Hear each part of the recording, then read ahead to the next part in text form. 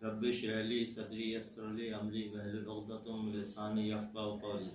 नाज़रीन, मैं हूँ आपका होस्ट खालिद मसूद खानज़ादा। पिछले इंटरव्यू में इक़्तिदार खानज़ादा साहब ने आपसे जिक्र किया था कि नवाब शब्बीर साहब का उनकी हवेली के वाक़यात के सिलसिले में।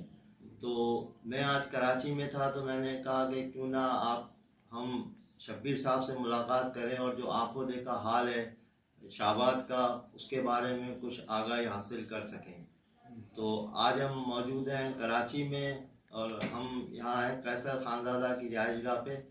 तो आइए हम बाकायदा मुलाकात करें। अस्सलाम वालेकुम। वालेकुम अस्सलाम व रहमतुल्लाहि व बरकातुहू। शब्बीर भाई, बहुत बहुत शुक्रिया आपने टाइम निकाला हमारे सिलसिले में। नवाब साहब, अपने वालिदैन के बारे में कुछ बताइए। कितने बहन भाई थे आप? क्या हमारे वालिद मोहतरम जो है वो 4 भाई थे और 1 बहन थी, यानी हमारी फूफी। तो ये 5 हमारे नवाब इस्माइल मेरे दादा की औलाद है। अच्छा।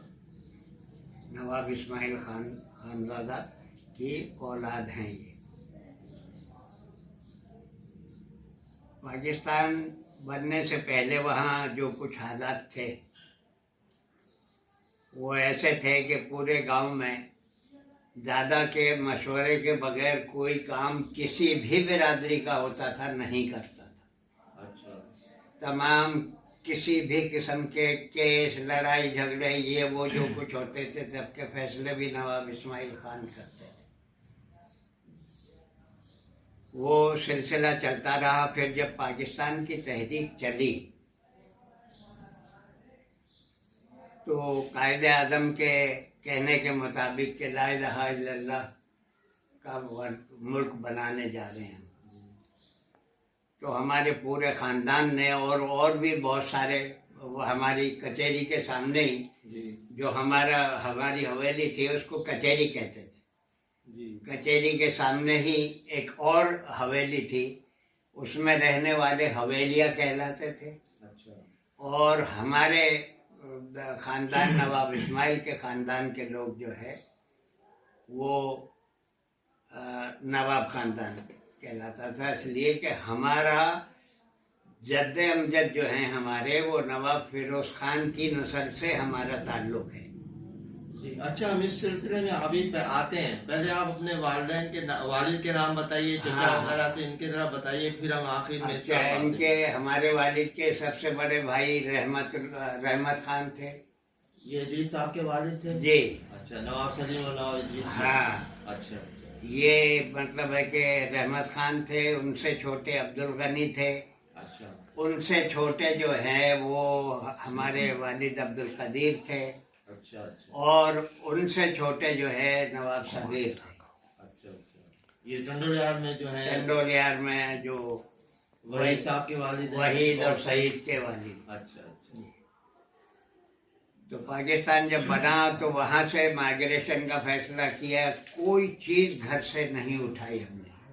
नहीं, पहले ये बताइए कि आपका ताल्लुक इंडिया में किस जगह से था? इंडिया में शाहबाद शिमली कहलाता था वो। अच्छा। शाहबाद शिमली, हम शाहबाद के रहने वाले हैं। अच्छा। और वहाँ पर अक्सरियत हमारे ही लोगों की थी, नवाबों की। अच्छा। अच्छा। तो ये तहसील किसकी थी? ये हाँ, ये अपने अलवर स्टेट के ही गांव थे ये सारे। अच्छा। और वो बड़ी वसत थी, मतलब काफी सारा एरिया था। और वो उन गांवों के नाम तो मुझे सबके नहीं पता है, मगर मैं समझता हूँ कि तिजारा, शाहबाद, और ये अपने खैरतल जी, और आपका जो है मांडी खेड़ा, ये सब स्टेट अलवर में ही आते थे। अच्छा। अच्छा, नवाब फैजुल्लाह साहब से भी आपकी रिश्तेदारी होगी? हाँ, नवाब फैजुल्लाह खान जो हैं वो हमारे जो बड़े ताया थे, हमारे जो वालिद थे जी, उनके तायादाद भाई थे, सगे तायादाद भाई। अच्छा। अच्छा। अच्छा, तो उनके उनकी निस्बत से ही, मतलब हम अपने ताया की निस्बत से ही ताया फैजुल्लाह को ताया ही कहते थे। हमारा मतलब खानदान वही है। जी हाँ, ये भी उसी खानदान के हैं। और नवाब अब्बास साहब भी, जो नवाब अब्बास साहब जो हैं वो हमारे दादा इस्माइल के भाई थे, छोटे। अच्छा, ठीक ठीक। मामू अहमद के वालिद थे। हाँ, भाई अहमद के वालिद थे वो। वालिद थे, हाँ। हाँ।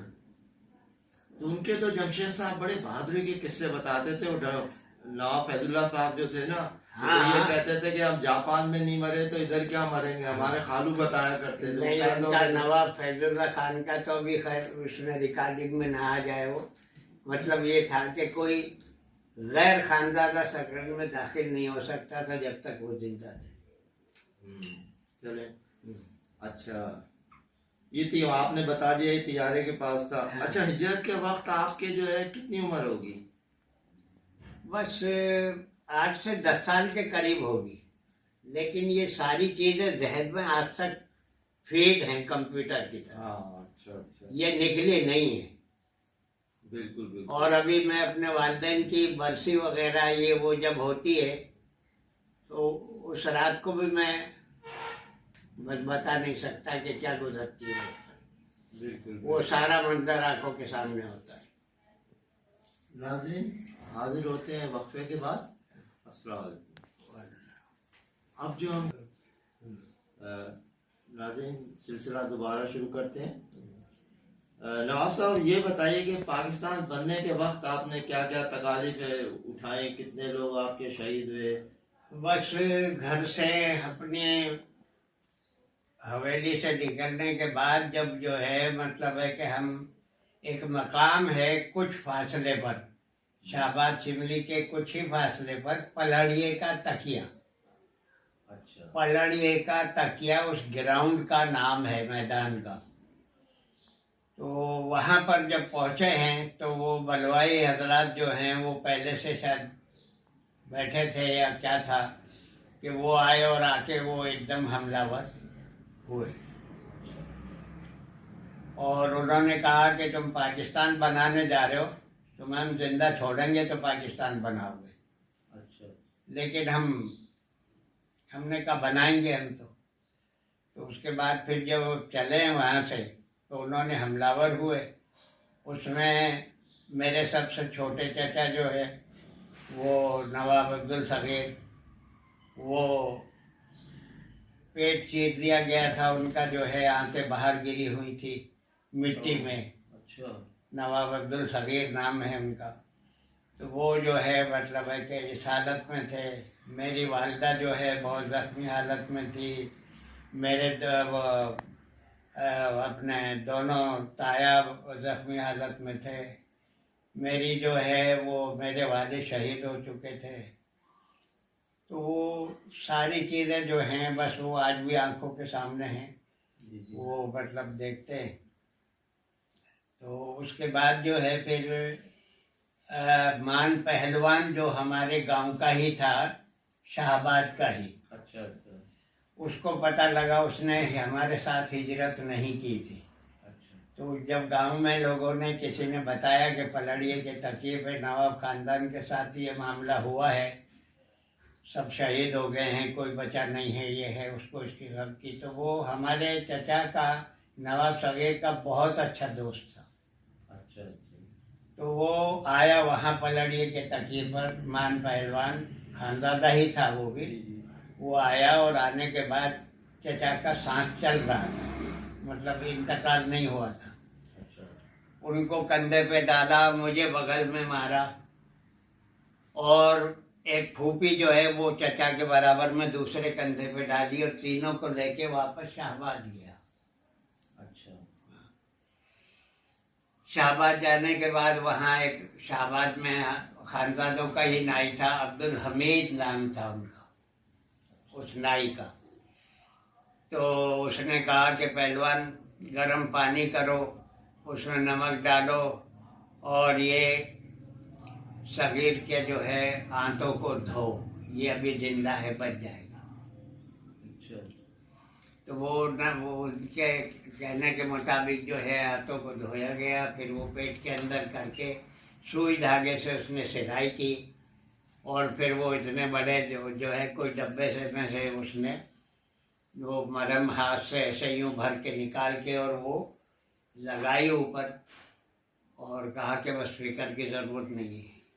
फिर मेरे जख्मों पे भी वही मरहम लगाई, तो चचा का वो जख्म भी सही हो गया, टाँके वाके भी कुछ नहीं टूटे फूटे, ये वो सब ठीक ठाक हो गए। मैं भी ठीक हो गया, फूफी भी ठीक हो गई, वो भी जख्मी हालत में थी। फिर हम तीनों वहाँ से, यानी मेरे चचा, मेरी फूफी और मैं, जी। हम वहाँ से पैदल जो है चले। अच्छा। कहाँ से? शाहबाद से। पलड़िए के तकिए पे आए हैं, जो वहाँ लाशें पड़ी हुई थी, मान पहलवान और ये एक आदमी को और साथ लेकर आए थे, उन्हें मैं नहीं जानता कौन थे वो। उन्होंने 2 गड्ढे बड़े बड़े बनाए, एक में लेडीज को डाल दिया, एक में जेंट्स को डाल दिया, और ऊपर से मिट्टी डाल के पलड़िए के तकिए पर रहे। हम तीनों वहाँ से रोते हुए निकल गए। वहाँ से आए, फिर वहाँ हमें एक लश्कर मिला, जिसमें बैलगाड़ियों के अंदर जो है वो बहुत सारे लोग सवार थे। हम जब पैदल चलते तो बैलगाड़ी वालों ने वो रोका और कहा कि भाई आप लोग भी जैसे तैसे बैठ जाओ। अच्छा। तो फिर हम भी तीनों, मेरी फूफी, मैं और अपने चचा, तीनों हम जो है उसमें बैठकर बैलगाड़ी में थरपारकर से क्रॉस किया हमने। अच्छा। अच्छा। थरपारकर में बहुत सारे लोग उतर गए उन गाड़ियों से। ठीक, फिर जब वहाँ जो लोग कुछ उतरे, उनमें कुछ लोग, ये नहीं पता कौन सी बिरादरी के थे, उन्होंने कहा कि भाई खानजादे जो है टंडोलियार की तरफ गए हैं, इधर से बहुत दूर एक गांव है, वहाँ पे हैं सब। अच्छा। अच्छा। तो फिर चचा ने जो है एक बैलगाड़ी वाले से कहा कि यार हमारी कुछ मदद कर दो, तुम वहाँ तक हमें पहुँचा दो बैलगाड़ी में। पैदल तो जब ये बहुत दूर बता रहे तो हम नहीं पहुँच पाए। तो सब थरपारकर से थरपारकर बॉर्डर से और टंडोलिया तक पहुँचने में हम तकरीबन रात के 11 बजे बैठे थे, दूसरे दिन रात के 11 बजे पहुँचे। अच्छा। मुसलसल वो गाड़ी चलती फिरती रही और हमें यहाँ टंडोलिया छोड़ दिया। यहाँ आ गए तो यहाँ फिर और बहुत सारे लोग मिल गए कि भाई ये भी खानदाद है, ये भी खानदाद है, ये भी खानदाद है। बस फिर वहीं जाके आबाद हो गए और जिंदगी का ज्यादा हिस्सा वहीं गुजार दिया। अच्छा, आपने बताया था, हमने टेलीफोन पे मालूमात ली थी, तो आपने कहा था तकरीबन 19 अफराद। हाँ, 19 अफराद हमारे खानदान के थे। अच्छा। जो वहाँ शहीद हुए हैं। अच्छा। हाँ, उन 19 के सबके नाम मुझे नहीं पता, मेरे जहन में नहीं है किसी के, समझे। तो उसमें मेजर अब्बास साहब के भी खानदान के लोग थे शोहदा में। अच्छा। हाँ, उनकी बेगम थी, उनके शायद 2 बेटे और थे, इस तरीके से। अब्बास साहब के बेटे तो मामू अहमद हैं। वो तो एक है। हाँ। ये मतलब है कि अलहदा से जो है किसी और काफिले के साथ यहाँ दाखिल हुए इंटर में पाकिस्तान। ये मेरे ख्याल लाहौर के रास्ते आया। हाँ, ये जो है वो मतलब है कि किसी और काफिले के साथ कह रहा हूँ ना, ये आए कहाँ से आए, कहाँ नहीं आए, ये आके मतलब है कि हाँ हैदराबाद पहुँचे। नहीं, वो इफ्तिदार भाई ने बताया, क्योंकि इफ्तिदार भाई नवासे अब्बास साहब के। हाँ। तो उन्होंने बताया था ये सारे जो ना लाहौर आए थे। हाँ। वहाँ कुछ अरसे रुके थे। हाँ। फिर ये हैदराबाद शिफ्ट हो गए थे। नाज़रीन, हाजिर होते हैं वक्फे के बाद। अस्सलाम वालेकुम। नाज़रीन, आपने देखा कि किन मुसीबतों और कुर्बानियों के बाद नवाब शब्बीर साहब की जो फैमिली है, जब 19 अफराद इनके शहीद हुए और ख़ानदान के दूसरे लोग भी शहीद हुए, इन कुर्बानियों के बाद ये लोग इधर पाकिस्तान पहुँचे हैं। तो आइए हम इनसे हम इनके बच्चों के और कुछ इनके बारे में मालूम करते हैं। शब्बीर साहब बताइए कि आपके कितने बच्चे हैं, क्या क्या कर रहे हैं? मेरे माशाल्लाह अल्लाह ताला ने 5 बेटे दिए, माशाल्लाह। जिनमें से एक जो है वो 28 साल की उम्र में अल्लाह को प्यारा हो गया। उस जमाने में डेंगी वेंगी ये वो इसको जो है हम भी नहीं जानते थे, लोगों को भी पता नहीं था कि क्या बीमारी होती है। वो डेंगी हुआ था उन्हें और जिना हॉस्पिटल में उनकी डेथ हो गई। ये दूसरे नंबर का बच्चा था। अच्छा। खुर्रम नाम था इनका, खुर्रम शब्बीर के नाम से थे। सबसे बड़ा बेटा जो है तनवीर अहमद नाम है उसका, और वो पुलिस मुलाजिम है। FSC पास करके उसने पढ़ना छोड़ दिया और पुलिस का शौक था उसे, उसमें चला गया। उनसे छोटे ये थे जिनका इंतकाल हो गया, तनवीर से छोटे। और उसके बाद फिर शाहरुख खानजादा के नाम से नवाब शाहरुख खानजादा वो है, और उनसे छोटे असफर और वकास, ये ट्विन हैं दोनों। अच्छा माशाल्लाह।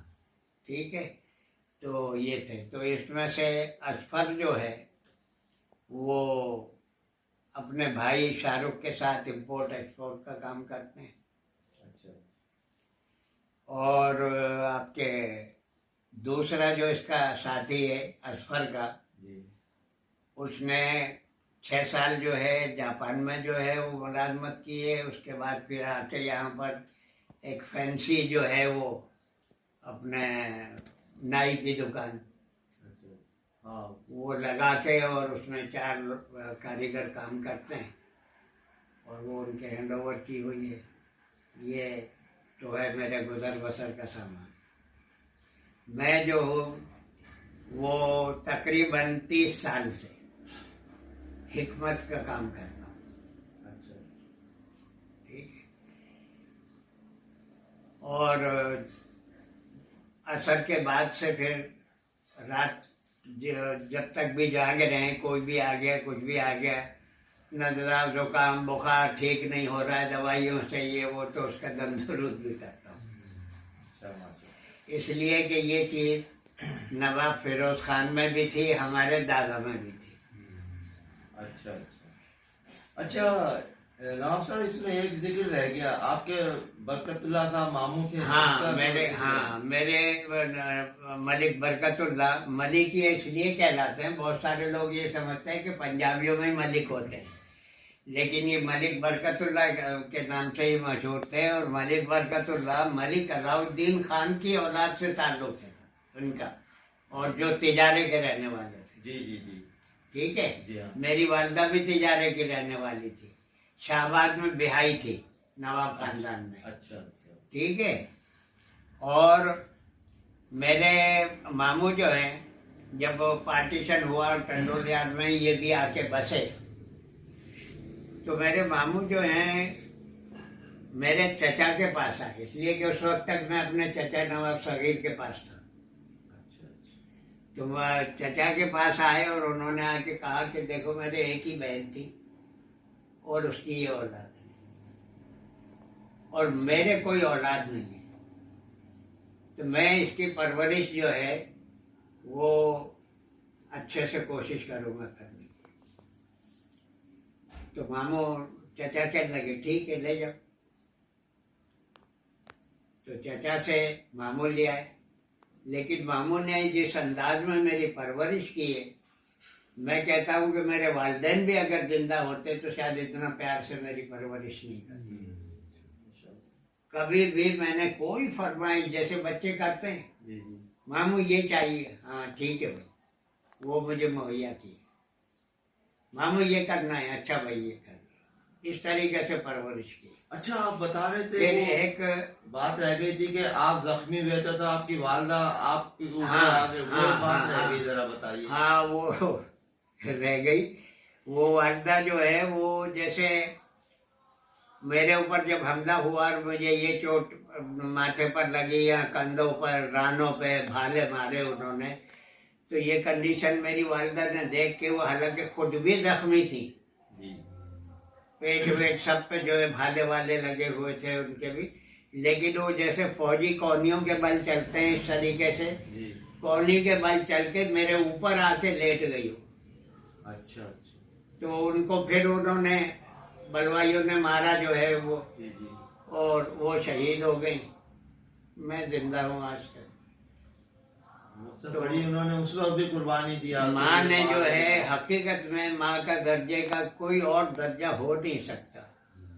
बेशक बेशक, सही है। माँ की शफकत, माँ की मोहब्बत जो औलाद के लिए होती है, वो किसी और को हो नहीं सकती।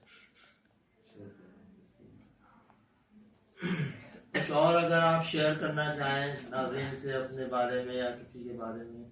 बस अब मैं, अल्लाह का शुक्र है, अल्लाह ने मुझे बहुत ताबेदार और फर्माबरदार बच्चे दिए हैं। मेरी हर ख्वाहिश, हर चीज़ का ख्याल रखते हैं। दुकान मैंने रखी हुई है, वो उसे खल्क़ खुदा की खिदमत की नीयत से और अपना वक्त गुजारने की नीयत से। बाकी घर का सारा जो हिसाब किताब है वो बच्चे जाने, बच्चों का काम जाने, मेरे जिम्मे कोई जिम्मेदारी नहीं है, मेरे बच्चे करते हैं सब। और अल्लाह का शुक्र है, मेरी भी हाजत वो पूरी कर लेते हैं। और क्योंकि दुकान पर बैठता हूँ तो 300-400-500 रुपए की तो चाय पी जाते हैं आने जाने वाले। तो इतनी आमदनी नहीं होती है। तो नियत यही होती है कि बहुत सारे लोग आते हैं कहने के जी ये बात है, पैसे नहीं है, उठा के दवा उसे दे देता हूँ, भाई ये लो जाओ। तो मतलब इस तरीके से सिलसिला चल रहा है।